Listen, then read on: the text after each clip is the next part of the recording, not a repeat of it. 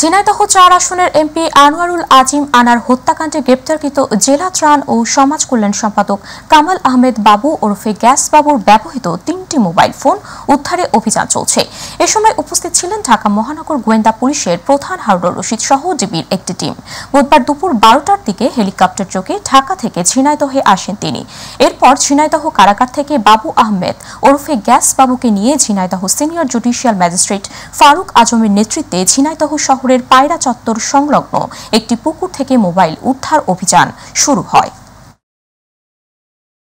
ঘটনার সাথে কারা জড়িত এবং এই ঘটনার সাথে ডিজিটাল এভিডেন্স যার সাথে কথাবার্তা হয়েছে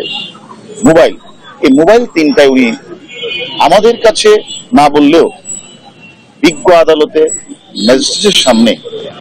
উনি স্বীকারোক্তিমূলক জবান দিয়ে বলেছেন যে উনি ঝিনাইদহে 2টা পুকুরের মধ্যে উনি ফেলে দিয়েছেন এবং আদালত আমাদেরকে নির্দেশনা প্রদান করেছেন যেন একজন জুডিশিয়ারি ম্যাজিস্ট্রেটের নেতৃত্বে আসামিকে নিয়ে ঝিনাইদহের সশরীরে সরজমিনে প্রদর্শন করে কোথায় তিনি মোবাইলটি ফেলেছেন, 3টি মোবাইল ফেলেছেন